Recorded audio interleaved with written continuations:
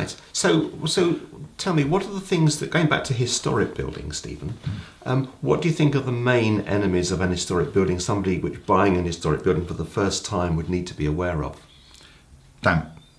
Full stop. The main enemy of any building is damp, Yes. particularly historic buildings.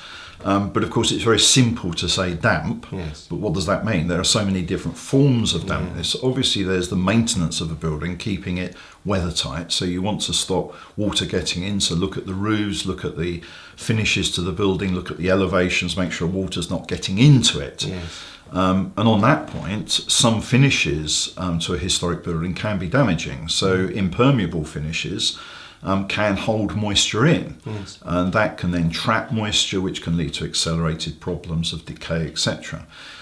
The other big problem is condensation, the sort of moisture we create internally. A lot of people don't realise just by breathing, just by speaking, we're creating moisture.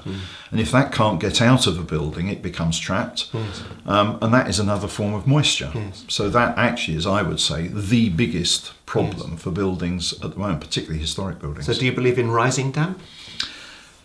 A simple word, no. Neither do I.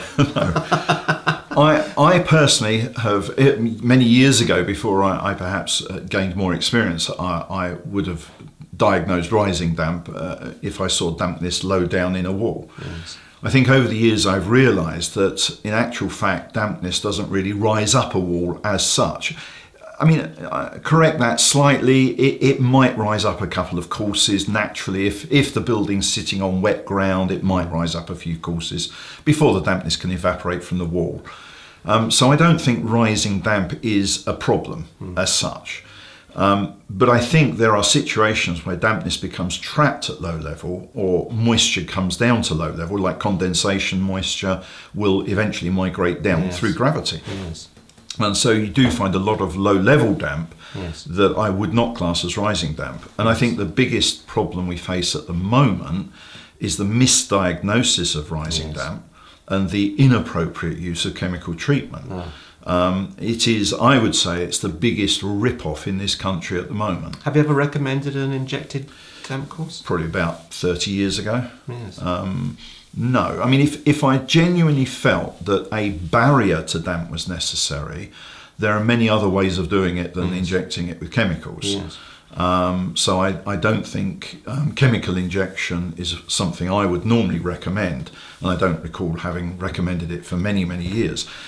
I wouldn't be so foolish as to say never, because the one thing I would say about surveying is every day is different, and you can never predict what you're going to find. And when I'm teaching surveyors, the one thing I often tell them is if you stop being of a questioning mind, Yes. then forget being a building Yes. surveyor. If you think you know it all, forget being a building surveyor, because every day is going to throw up something different. So I'm not going to be so foolish as to say I would never recommend chemical injection, or that there is never going to be rising damp. But in my experience, it is the least likely Yes. form of damp, and it's the last resort as far as I'm concerned. So letting the building breathe is the most important Yep. thing when it comes to an historic building.